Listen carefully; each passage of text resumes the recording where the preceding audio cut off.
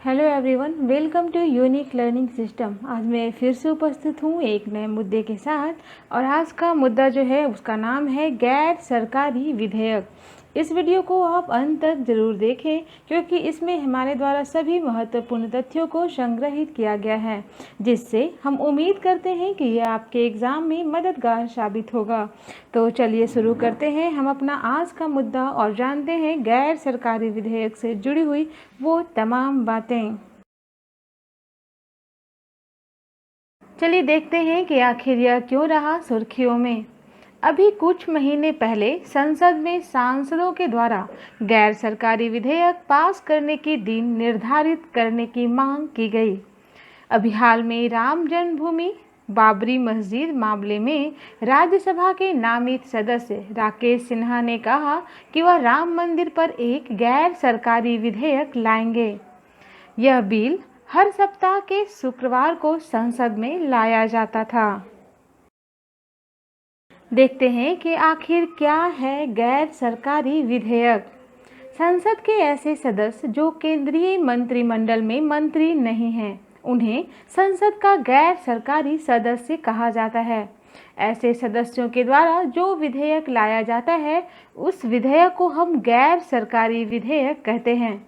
इस प्रकार के निजी सदस्य भी कानून बनाने की प्रक्रिया में अपना योगदान देते हैं।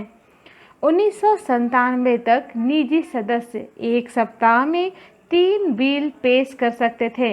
इससे बिलों का एक ढेर लग गया था।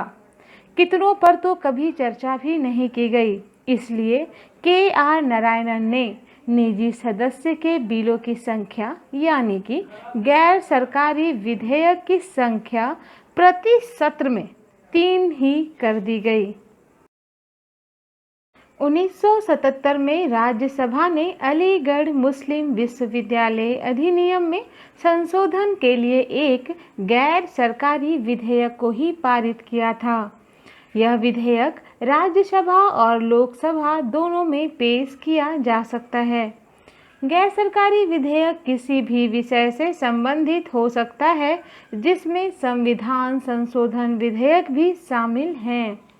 यह विधेयक सार्वजनिक मामलों पर विपक्षी दल के मंतव्य को प्रदर्शित करता है। अब हम देखते हैं विधेयक प्रस्तुतिकरण की प्रक्रिया। गैर सरकारी विधेयक का मसौदा सांसद या उनके कर्मचारियों द्वारा तैयार किया जाता है। इन विधेयकों के तकनीकी और कानूनी मामलों की जांच संसद सचिवालय द्वारा की जाती है। इस विधेयक को पेश करने के लिए 1 माह के नोटिस के साथ विधेयक के उद्देश्य और कारणों के विवरण की एक प्रति होनी चाहिए।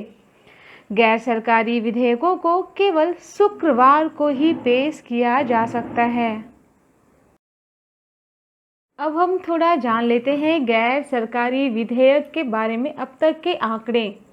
एक रिपोर्ट के अनुसार वर्ष 2009 से 2019 के बीच कुल 372 गैर सरकारी विधेयक प्रस्तुत किए गए, जिसमें केवल 11 विधेयकों पर ही चर्चा की गई। स्वतंत्रता के बाद से आज तक केवल 14 ऐसे गैर सरकारी विधेयक हैं जिन पर कानून बनाया गया है। वर्ष 1970 के बाद प्रस्तुत कोई भी गैर सरकारी विधेयक कानून नहीं बन सका। ट्रांसजेंडर व्यक्तियों के अधिकारों से संबंधित विधेयक को वर्ष 2014 में राज्यसभा द्वारा 45 वर्षों बाद पारित किया गया। अब हम देखते हैं कि इन विधेयकों की असफलता के कारण क्या-क्या हो सकते हैं। गैर सरकारी विधेयकों को स्वेच्छा या अनिच्छा से सत्ता पक्ष के द्वारा नज़रअंदाज किए गए मुद्दों पर ध्यान देने के लिए अस्तित्व में लाया गया। किसी भी गैर सरकारी विधेयक का सफलतापूर्वक पारित होना सरकार की कार्यक्षमता पर प्रश्न चिन्ह लगाता है।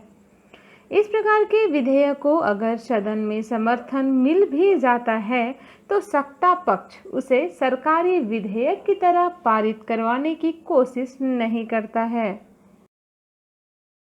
अब हम देखते हैं निष्कर्ष। गैर सरकारी सदस्य का विधेयक अंत में पारित हो या न हो, लेकिन उस पर चर्चा करने से सदन के सभी प्रकार के मतों से सरकार अवगत हो जाती है। सदन को देश और समाज की समस्याओं को समझने और उनके पहलुओं पर विचार करने का अवसर मिलता है। अब हम देखते हैं आज का सवाल। गैर सरकारी विधेयक किस दिन संसद में पेश किया जाता है? ए सोमवार, बी बुधवार, सी शुक्रवार और डी शनिवार।